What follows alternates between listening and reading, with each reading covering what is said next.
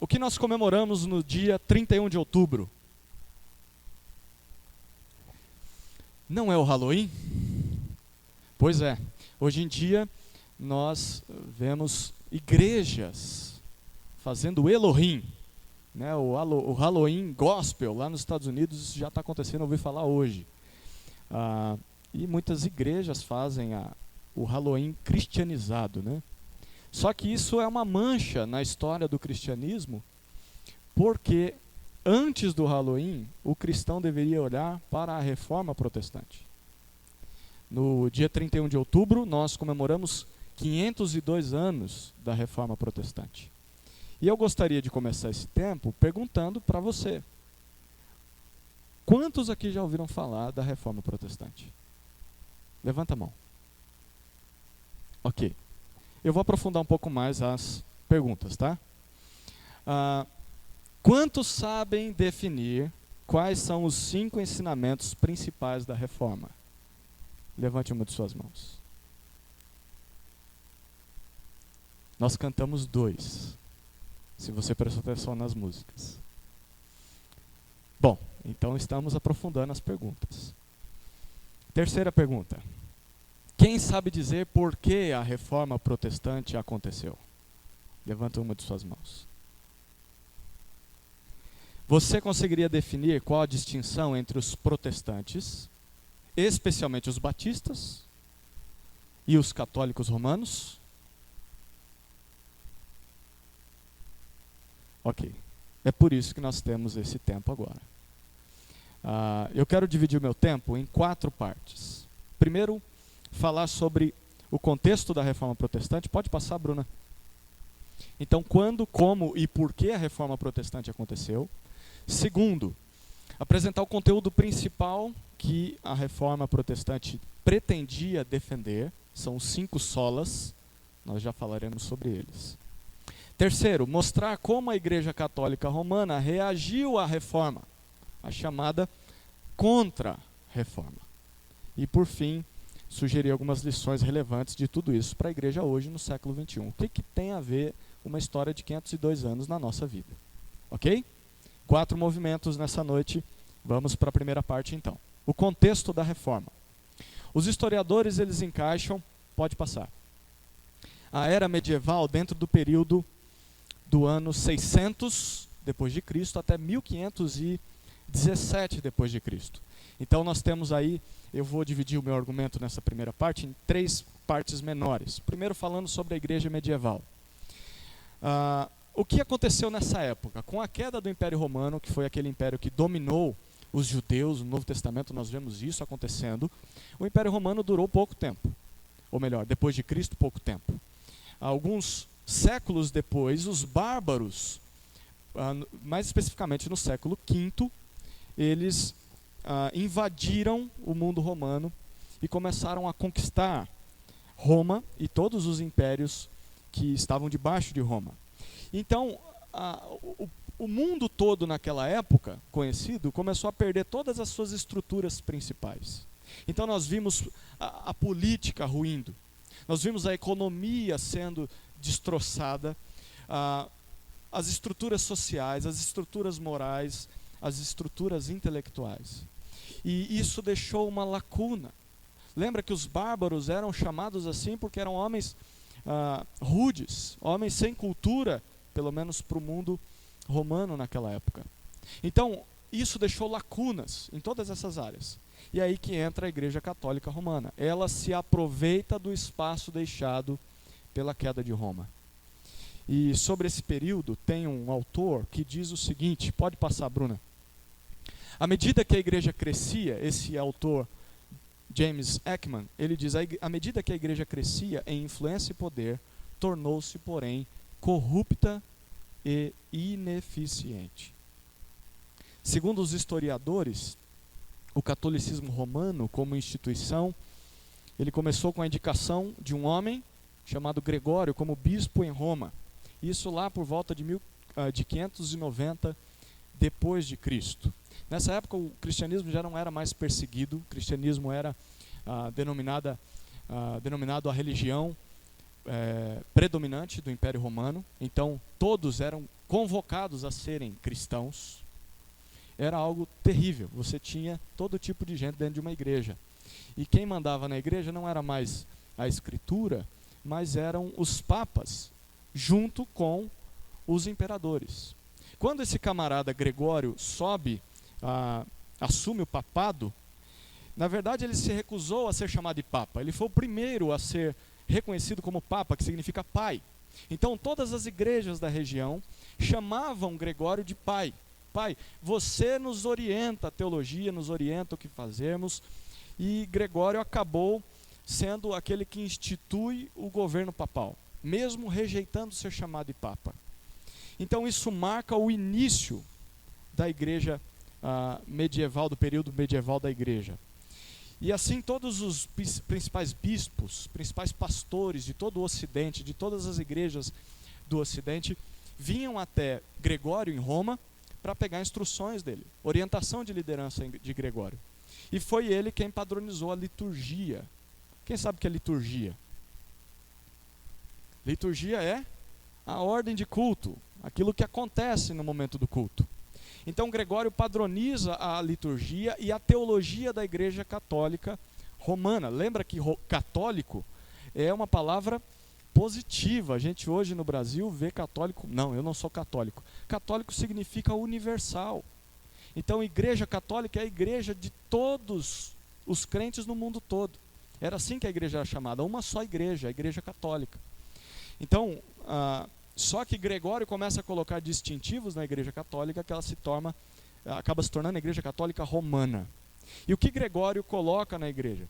Ele introduz na vida da igreja doutrinas como, por exemplo, a veneração de Maria. Você tem uma imagem ali da Maria segurando o menino Jesus no colo, tá vendo? Essa ideia de Maria começar a aparecer mais do que Jesus começou com Gregório.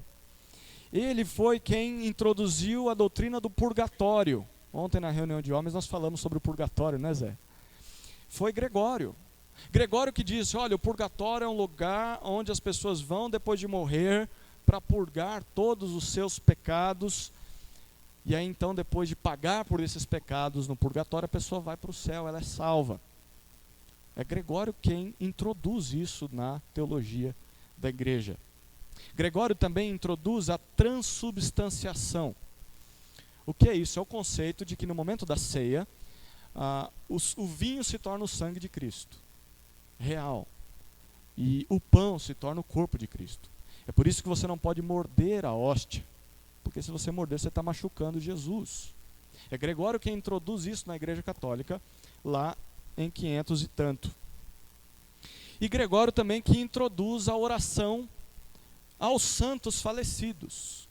Então aqueles crentes do passado, grandes teólogos do passado, heróis da fé, Gregório diz, nós podemos orar para eles por meio deles, porque eles estão mais perto de Deus. Então a tua oração vai chegar mais perto se você orar para um santo, um crente que já morreu, que esteja mais próximo do Senhor. Quanto mais santo ele for, mais a sua oração vai ser ouvida por Deus. Então Gregório, ele é o responsável por essas mudanças na igreja da época, e ao mesmo tempo é o responsável pelo avanço missionário entre as tribos germânicas, que foram as tribos bárbaras que dominaram Roma. E isso acabou então espalhando o catolicismo romano, agora um tipo de cristianismo diferente, por todo o mundo conhecido na época. Aí nós entramos no problema da igreja, se já isso não fosse suficiente, né? Segunda parte aí do nosso primeiro ponto, o problema da igreja. Tudo isso é importante, esse momento histórico, porque nós chegamos no século XVI, muitos anos se passam depois de Gregório, muitos papas vêm depois dele. E a partir do século XVI nós encontramos 3 problemas principais que colocavam em descrédito o ensino das Escrituras. Primeiro problema, a autoridade papal. Pregava-se que o Papa era a voz de Deus. Então, qualquer coisa que viesse da boca do Papa deveria ser obedecido, deveria ser crido. E você não poderia questionar. Mesmo que o Papa estivesse contradizendo a Bíblia, você ficava com o Papa. Segundo problema, a venda das indulgências. um camarada chamado Johann Tetzel, obedecendo ordens do Papa da época, começou a arrecadar fundos para a construção da Basílica de São Pedro. Só que o povo estava em crise e não havia de onde tirar dinheiro. O que Tetzel então propõe? Ele era um frei dominiciano e ele vendia pequenos pedaços de pergaminho com uma assinatura, a assinatura do Papa. E esses pequenos pedaços de papel, eles garantiam o perdão de pecados mediante o pagamento de dinheiro. Nós temos as chamadas indulgências. Então você pagava um donativo e Tetzel te dava uma indulgência dizendo: os pecados seus estão perdoados, ou ele dizia: os pecados de entes queridos que faleceram. Então, se você tem um filho que faleceu e morreu pagão, você pode livrá-lo do purgatório. Você compra uma indulgência, eu coloco o nome dele aqui, e ele é libertado lá na hora. Tinha até uma musiquinha que fizeram sobre Tetzel, que dizia assim, acho que está aí a citação: tão logo a moeda no cofre ressoa, do purgatório sai a alma da pessoa. A hora que cai a moedinha, a alma sai do purgatório. Conta-se a história, não se confirma se isso é verdade, de que certa vez Tetzel, ele vendeu uma indulgência para um homem que disse: olha, você pode me vender uma indulgência para um pecado que eu vou cometer? Aí ele diz: não posso. Bom, mas eu pago muito. Ele falou: bom, então eu posso. Qual é o pecado? Ele falou: é roubar. Ele: tá bom, então eu vou escrever para você essa indulgência. Pois bem, depois que Tetzel escreve isso, esse homem rouba Tetzel, leva todas as moedas dele embora.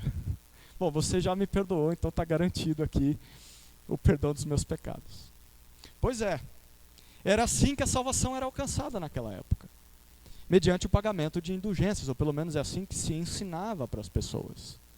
Então, tanto a sua salvação quanto a de entes queridos. Terceiro problema na igreja daquela época: a Bíblia em latim. Talvez esse era o pior dos problemas. Porque durante a era medieval, lembra da liturgia introduzida por Gregório? A língua que começou a ser falada pelos poderosos na época era o latim. Então, os plebeus e os pobres, eles não conseguiam ter acesso à língua latina. Mas os ricos, os estudados, eles eram versados em latim. Por isso, toda a missa que foi chamada, o culto da Igreja Católica na época foi chamado de missa, era em latim. Então, os cânticos eram em latim, as frases eram em latim, a leitura da Bíblia era em latim e a homilia do padre ou do papa era feita em latim. O que isso significava? Que as pessoas que iam à missa, maioria desse povo que não tinha nenhum tipo de instrução, não entendia nada da missa. Nada. É por isso que aquilo que o Papa falava na língua deles era o que eles aceitavam como palavra de Deus. E aí que entra a nossa terceira parte. Martinho Lutero. Aparece o nosso personagem principal da Reforma, pelo menos no início dela. Pode passar. A figura de Martinho Lutero. Lutero nasceu em 10 de novembro de 1483, na Alemanha. Era um homem de família rica. E ele foi estudar direito. Enquanto estava estudando direito, se formando em direito, durante uma forte tempestade em que ele achou que ia morrer, Lutero declarou o seguinte: ajuda-me, Santa Ana. Se você me ajudar, eu me tornarei monge.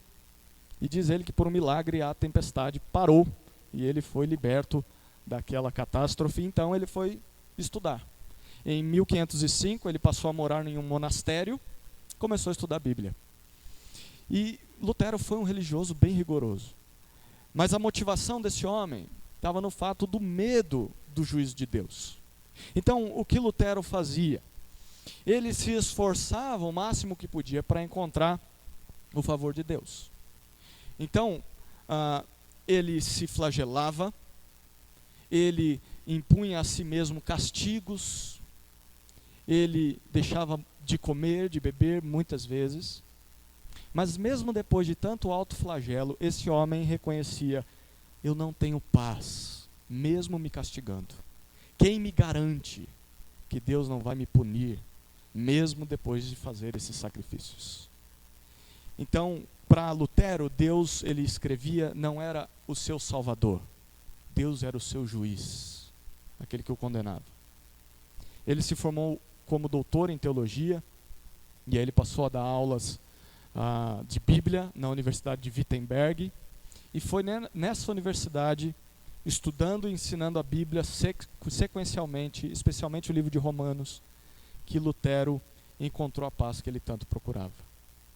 Enquanto ele lia o livro de Romanos, Lutero passou a entender que a justificação, que é o ato de Deus declarar alguém justo, não vem por meio de castigos que o homem pode causar em si mesmo, não vem por meio de obras do homem, ou não vem por meio de obras da igreja. Deus declara pessoas justas por meio da fé na obra de Jesus Cristo. E Lutero descobre isso lendo Romanos. Por essa causa, ele se voltou totalmente contra os ensinos da Igreja Católica Romana da época, e especialmente contra os ensinos do Papa e de Johann Tetzel. E então, todos os sermões de Lutero, a partir daquele momento, começavam a acusar e condenar as práticas e os ensinamentos da Igreja Católica Romana, mais especificamente dessas duas personagens. Então, em 31 de outubro de 1517, era comum, se alguém quisesse colocar as suas ideias para serem debatidas, colocar essas ideias em uma porta, na porta da capela do castelo de Wittenberg. Então, nessa data, 31 de outubro de 1517, Martinho Lutero prega 95 teses, algumas páginas com 95 parágrafos, em que ele argumenta que as indulgências, em resumo, as indulgências não poderiam remover a culpa de ninguém, e que elas não se aplicavam ao purgatório, e que elas davam a falsa sensação de segurança. Em resumo, as 95 teses combatem essas ideias. E ele coloca lá para serem debatidas pelos estudiosos da época. Mais tarde, Lutero escreveu o seguinte, pode passar, tem uma citação dele aí. Ele diz: o Papa não tem jurisdição sobre o purgatório, e se tivesse, deveria esvaziar o lugar sem cobrar nada. E Lutero está chegando a essas conclusões estudando a Bíblia dele. Ele acaba sendo excomungado da Igreja Católica Romana, obviamente, em 1520, 3 anos depois de pregar as suas 95 teses ali no castelo de Wittenberg. Em resumo, os argumentos principais de Lutero eram pelo menos 4. Primeiro, ele argumentava, olha, as únicas ordenanças que a Escritura nos ensinam é o batismo e a ceia do Senhor. E não os vários rituais e as várias orações aos santos que a Igreja Católica Romana está fazendo.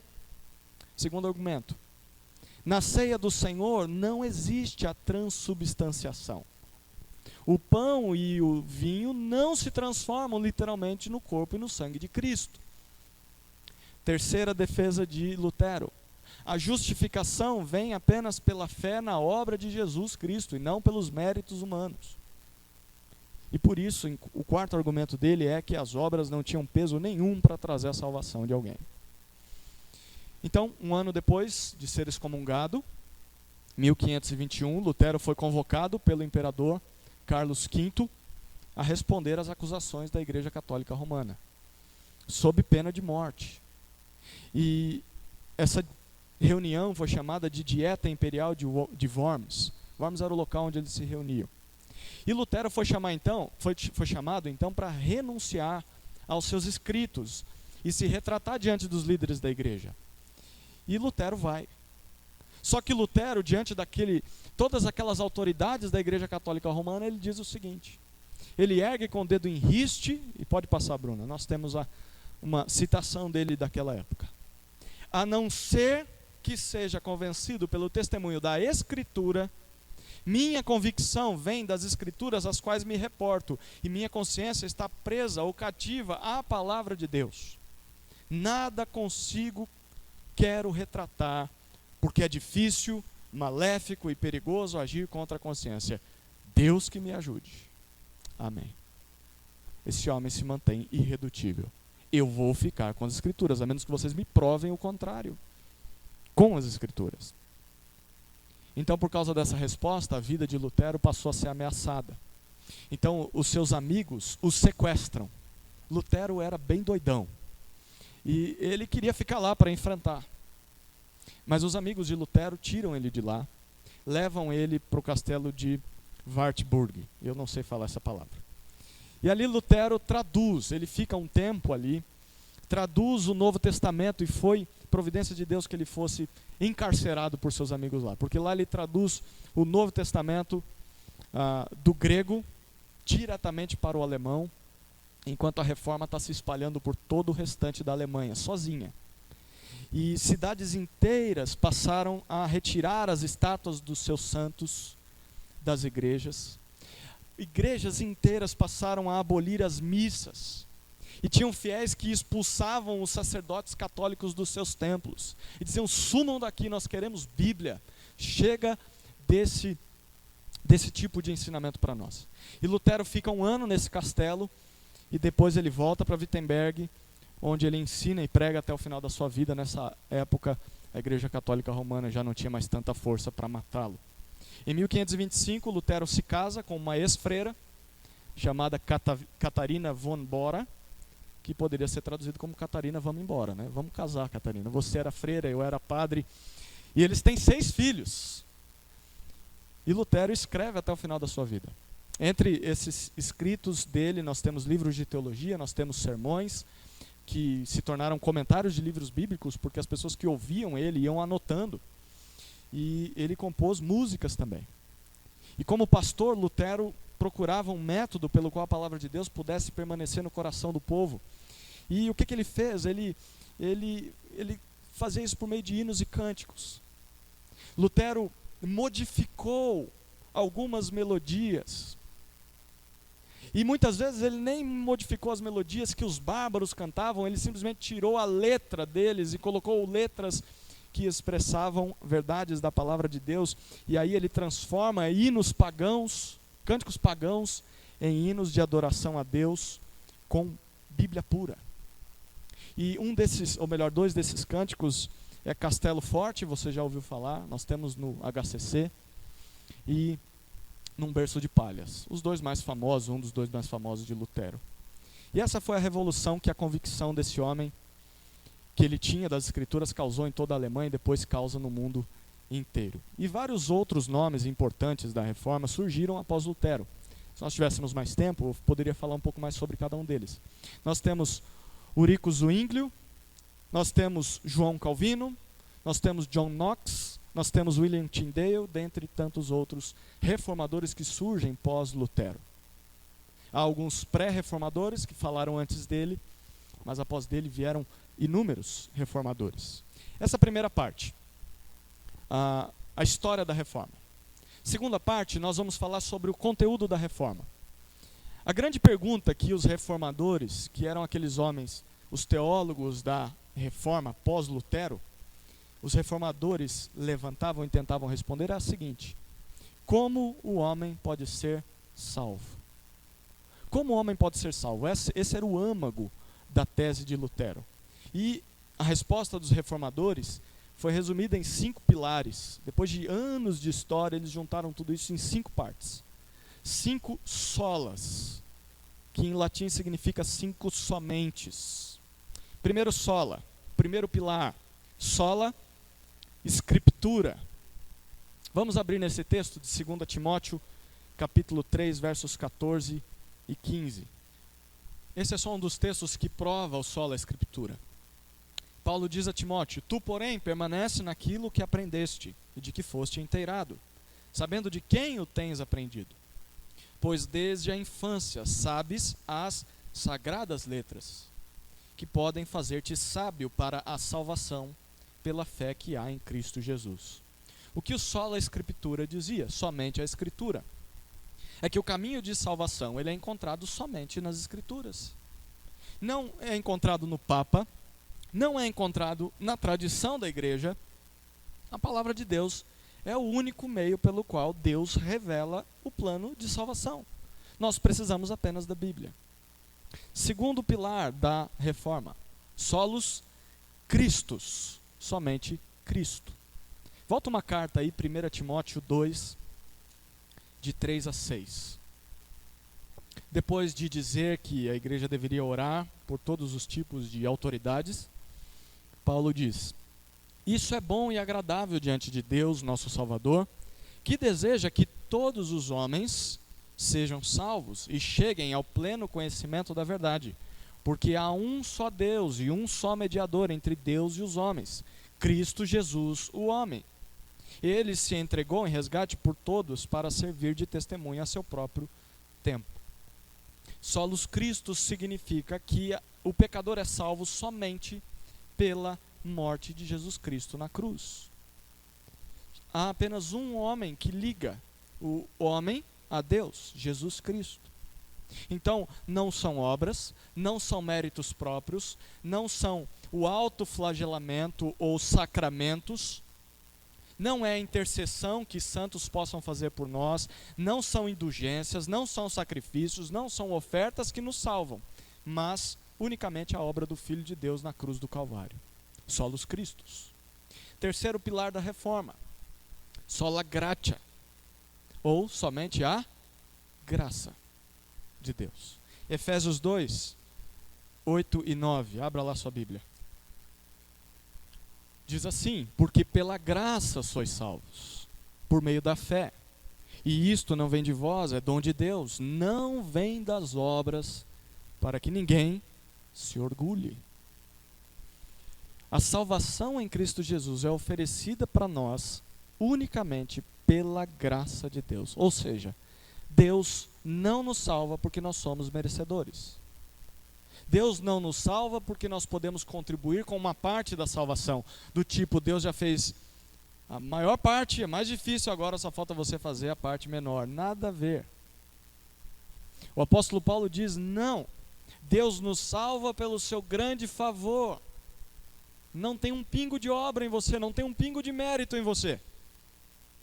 É tudo pela graça. Quarto pilar, sola fide, somente pela fé. Esse é o texto que desperta Lutero, Romanos capítulo 1, versículo 16 e 17. Foi exatamente esses dois versículos que deram o gatilho para que Lutero mudasse a sua maneira de pensar antes da reforma. Romanos 1, 16 e 17 diz assim: porque não me envergonho do Evangelho, pois é o poder de Deus para a salvação de todo aquele que crê, primeiro do judeu e também do grego. Pois a justiça de Deus se revela no Evangelho, de fé em fé, como está escrito: o justo viverá pela fé. O único meio, então, de nós recebermos a salvação de Deus é o caminho da fé em Cristo Jesus.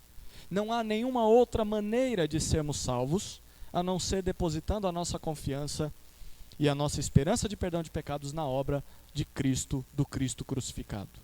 Pela fé você se apropria dessas coisas, você confia nisso, você concorda com a obra de Cristo na cruz.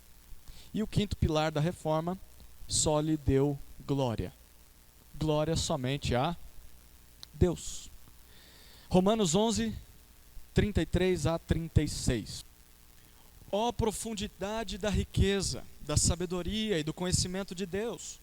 Quão insondáveis são os seus juízos, e quão inescrutáveis os seus caminhos! Pois quem conheceu a mente do Senhor? Quem se tornou seu conselheiro? Quem primeiro lhe deu alguma coisa para que lhe seja recompensado? Porque todas as coisas são dele, por ele e para ele.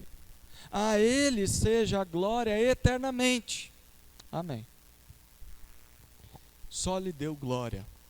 Todo o processo de salvação tem como objetivo final trazer honras a Deus, glorificar a Deus. Então, se Deus nos deu a Escritura, se Deus nos envia o seu Filho para morrer na cruz em nosso lugar, se a salvação é por obra da graça de Deus, se até a fé que nós temos vem do autor e consumador da nossa fé, vem do próprio Deus, então não há nenhum motivo de orgulho pela parte do homem.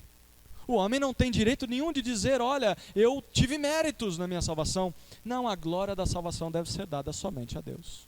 Só lhe deu glória. Esses eram os 5 pilares, os 5 solas defendidos, é um resumo do ensinamento principal dos reformadores. Vamos para o terceiro ponto da nossa palavra aqui, terceira parte, a contra-reforma.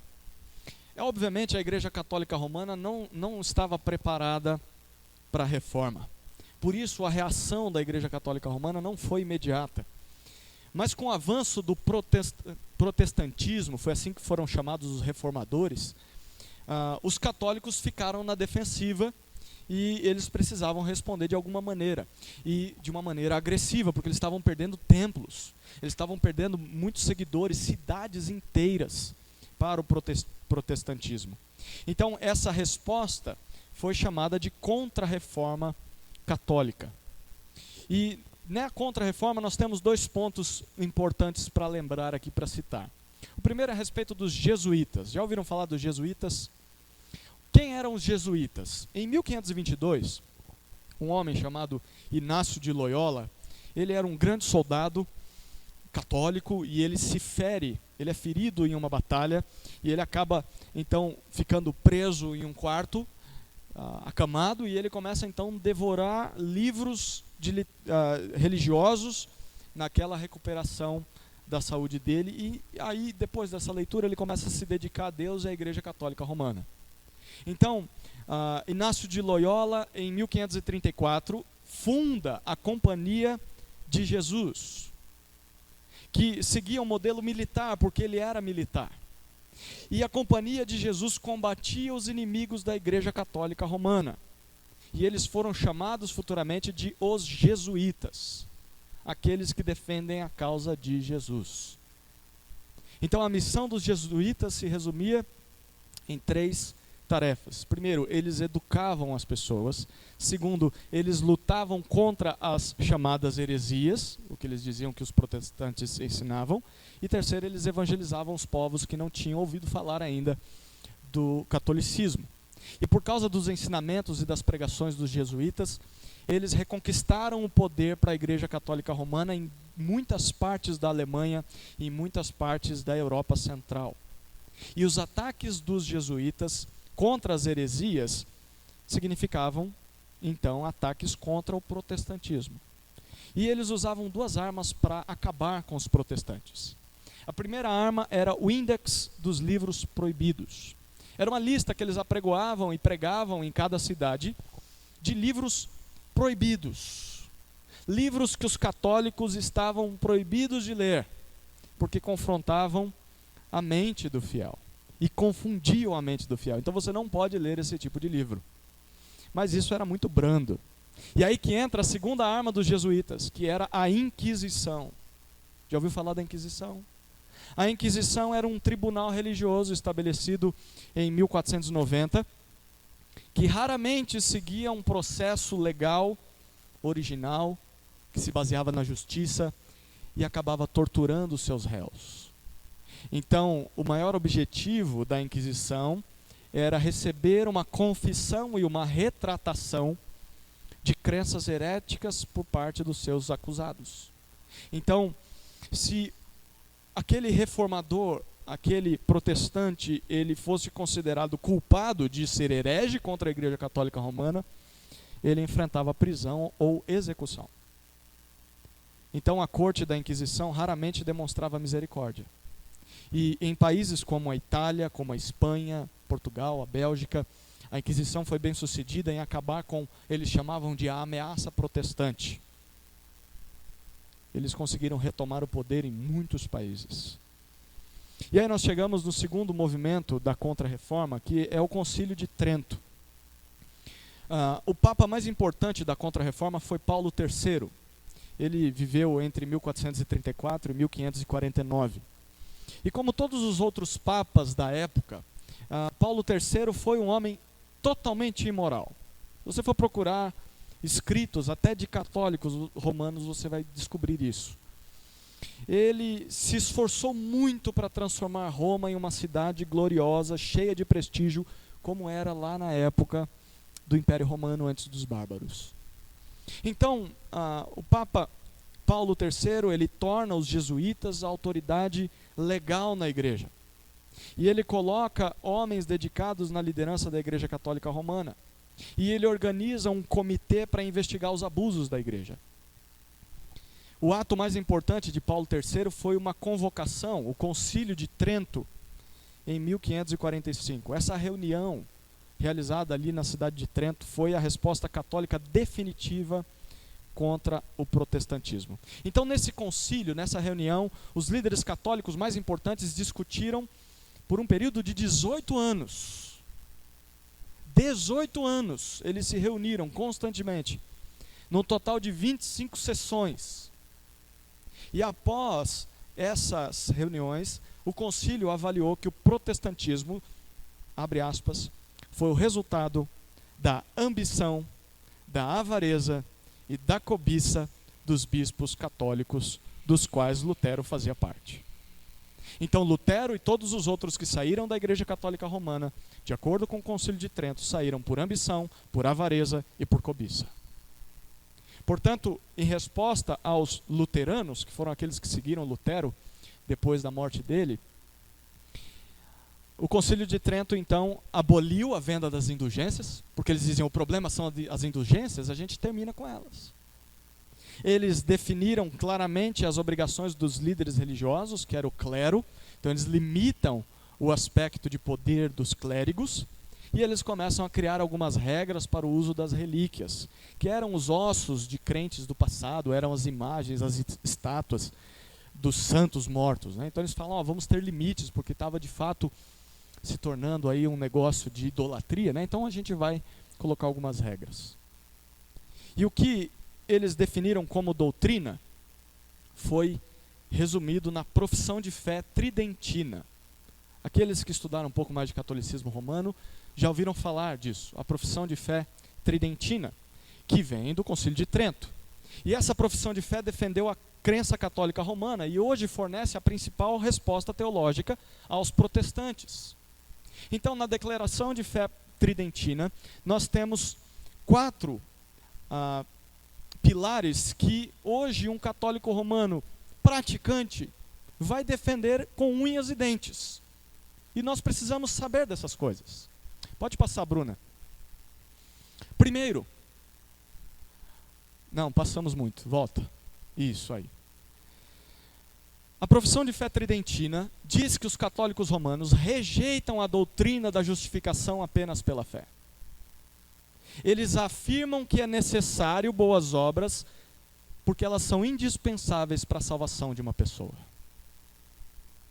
Segundo a profissão de fé tridentina, eles confirmaram os 7 sacramentos concessores de graça. O que eles diziam que Cristo instituiu para que as pessoas recebessem graça de Deus.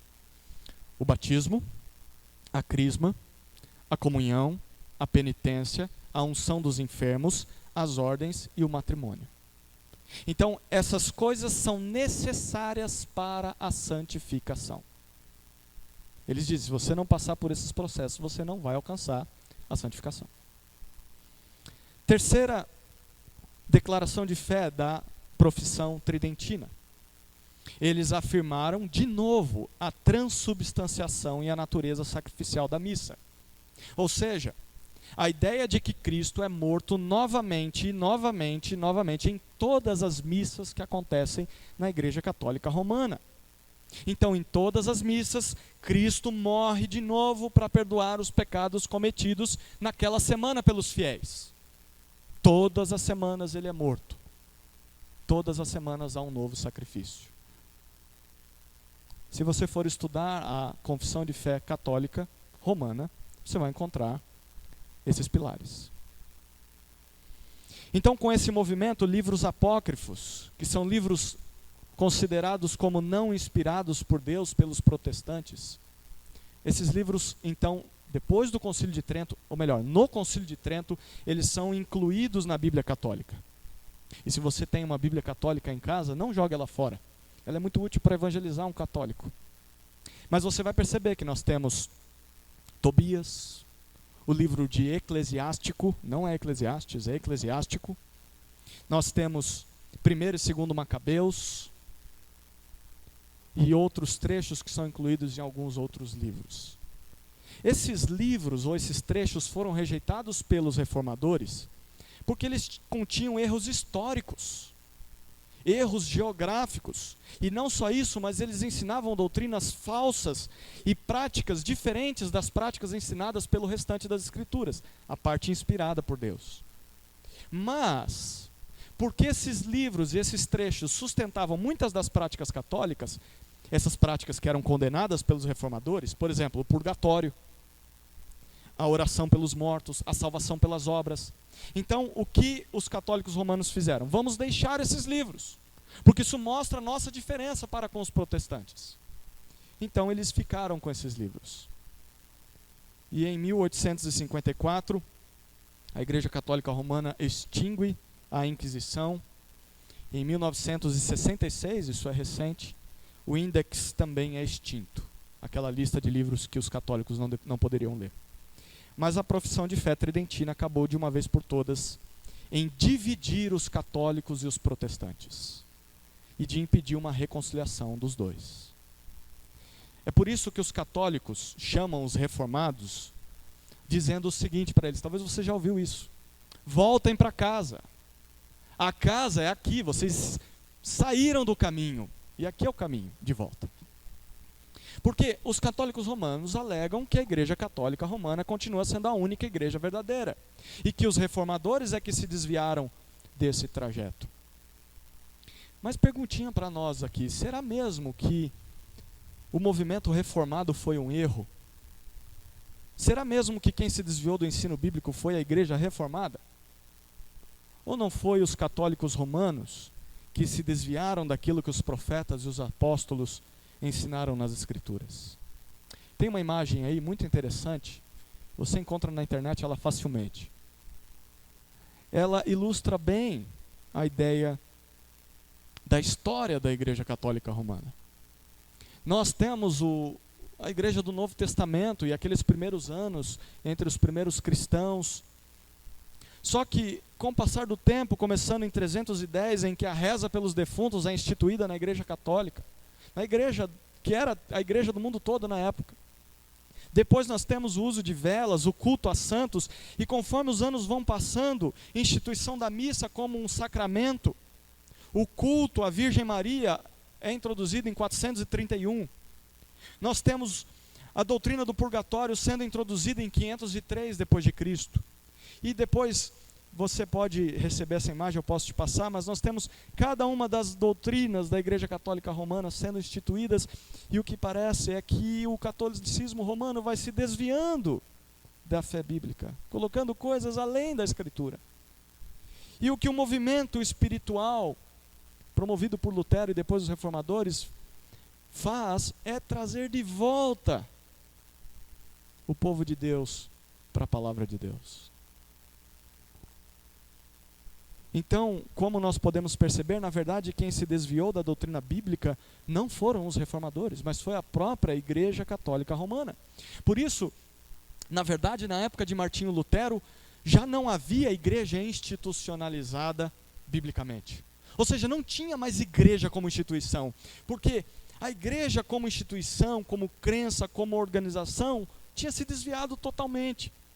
Mas isso não significa que não havia mais crentes. Mesmo em meio a esse caos teológico, a verdadeira igreja não havia morrido. Ela estava lá. E Martinho Lutero é um desses que prova de que, olha, há crentes mesmo em meio a todo esse erro teológico. Isso significa que em todas as épocas Deus sempre salvou, Deus sempre preservou um povo fiel. Então, mesmo nessa era das trevas da igreja, a igreja verdadeira ainda estava lá. Mesmo que escondida, mesmo que pequena, até mesmo dentro da Igreja Católica Romana. Mas de maneira prática isso significa algo para nós. Porque se não havia uma verdadeira igreja como instituição, então não houve uma reforma na Igreja Católica Romana. Na verdade, o que Lutero tentou fazer foi uma reforma dentro da Igreja Católica Romana. mas ele acabou sendo excomungado, sendo expulso da igreja. Então a sua reforma foi iniciada nas pessoas. Se eu não posso mudar a estrutura, eu vou pregar para as pessoas. Então as pessoas que saíram da Igreja Católica Romana junto com ele, a verdadeira igreja, na sua maneira de pensar, na sua maneira de fazer teologia, de ver a Deus, de entender a si mesmo, de compreender a salvação, foram reformadas pelo conteúdo da Escritura. E aí nós chegamos na quarta parte, que é a relevância de tudo isso para nós, e eu quero gastar os últimos minutinhos aí, trazendo aplicações. Qual a relevância da reforma para nós hoje? Eu quero propor 4 lições que nós podemos aprender de todo esse pacote aqui. A primeira lição é que a verdadeira igreja deve sempre estar em reforma.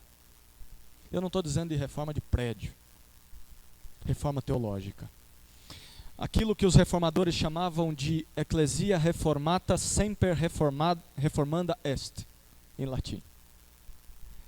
Ou seja, a igreja reformada está sempre sendo reformada. Nós devemos sempre avaliar aquilo que nós cremos e aquilo que nós fazemos com base nas Escrituras. Então, uma verdadeira igreja sempre se reforma pela palavra e pela condução do Espírito Santo, lutando contra as heresias, lutando contra os ataques dos falsos mestres. Então, queridos, hoje a nossa luta não é contra a autoridade papal. A nossa luta não é contra as indulgências, ou contra a adoração a relíquias, ou a santos. Sim, em alguns momentos nós temos de travar batalhas contra essas coisas, mas no nosso contexto evangélico, a nossa batalha pela verdade é contra a idolatria, de ícones, de pastores que se fazem deuses. É contra o paganismo, contra o mundanismo entrando na igreja, o misticismo, aquele copo com água que fica do lado da televisão enquanto o pastor está orando, que entrou na igreja. A nossa luta hoje é contra a teologia da prosperidade, contra a teologia da libertação, com ênfase só em curas, ênfase em milagres, teologia homossexual, feminista, machista, nazista e tantas outras. Por isso nós precisamos sempre ter boa pregação no púlpito e bom desejo de conhecer as doutrinas corretas das Escrituras. Nós precisamos de bons cristãos teólogos, pessoas que conheçam suas Bíblias. Isso envolve eu e você. A igreja verdadeira deve sempre estar em reforma. Segunda lição de tudo isso é que a nossa única fonte de autoridade deve ser a Escritura. A nossa única fonte de autoridade deve ser a Escritura.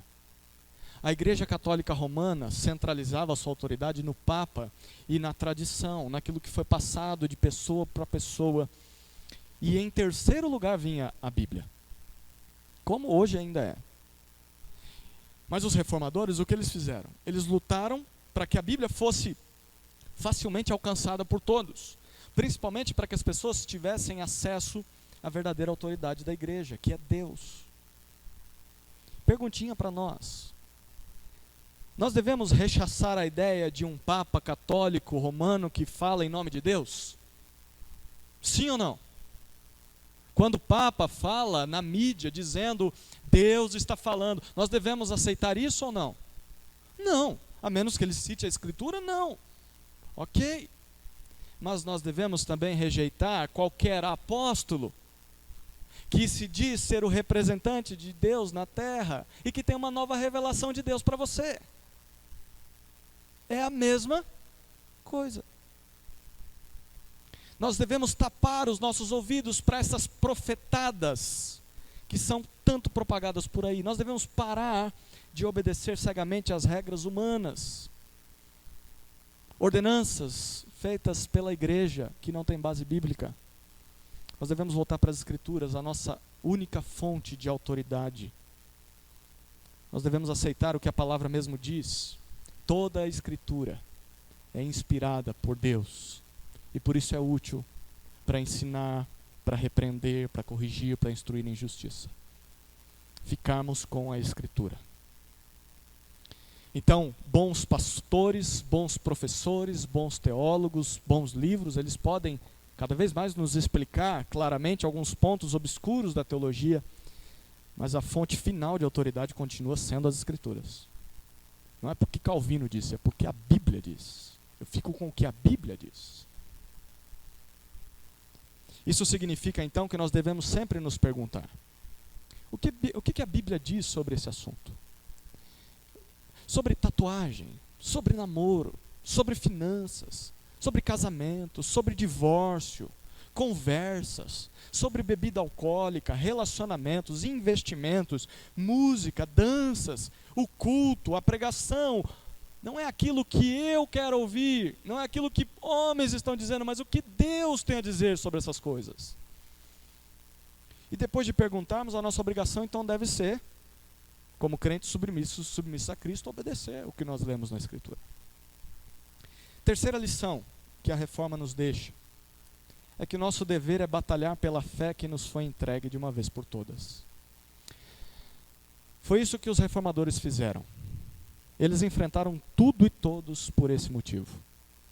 Alguns dos reformadores, para nós é fácil falar da reforma hoje, mas para alguns dos reformadores, batalhar pela fé significou perder a família, morta na sua frente, perder os seus bens, perder poder, status, segurança, conforto, casa, pátria e até mesmo a própria vida em defesa da verdade. E por que eles fizeram isso? Porque eles estavam obedecendo às Escrituras. Olha o que diz Judas 3. Antes de Apocalipse, você tem um pequeno livro de apenas um capítulo. Judas, versículo 3. Judas diz assim: Amados, enquanto me empenhava para vos escrever acerca da salvação que nos é comum, senti a necessidade de vos escrever, exortando-vos a lutar pela fé entregue aos santos de uma vez por todas. Batalhar pela fé. O nosso papel é contender, lutar pelo conjunto de crenças que nos foi entregue, pela sã doutrina, pelo conteúdo das Escrituras. Então, se algum ensino ele não é essencial para a salvação ou para a santificação, como por exemplo, o falar em línguas, a ordem do culto, nós não somos chamados a lutar com foices contra as pessoas. Nós podemos tratá-los como irmãos e caminhar lado a lado com eles. O que nos difere são algumas crenças que são secundárias. Agora, se é um ensino fundamental, uma doutrina que é crucial para o cristianismo, que interfere na santificação, que interfere na salvação e na santificação, por exemplo, Jesus não ser Deus, como dizem os testemunhos de Jeová. Como, por exemplo, Deus não ser três e um ao mesmo tempo. Doutrinas que defendam o universalismo, que diz que todos no final vão ser salvos, não existe inferno. Doutrinas que dizem, olha, o Antigo Testamento era um Deus mau, vamos ficar só com o Novo Testamento. Então, quando é esse tipo de coisa, nós devemos nos armar da verdade e em amor proteger essa doutrina, quiçá com as nossas vidas, se for preciso. Eu morro por esse conjunto de crenças. Nós não podemos permitir que a verdadeira igreja se desvie novamente, por falta de preparo nosso, por falta de coragem na luta pela verdade. Nós precisamos lutar pelo ensino correto. Como dizia Martinho Lutero, uma frase que tem um irmão aí que gosta muito, né, Gideon? A paz, se possível. A verdade, a qualquer custo. Eu fico com a verdade. Entre a paz e a verdade.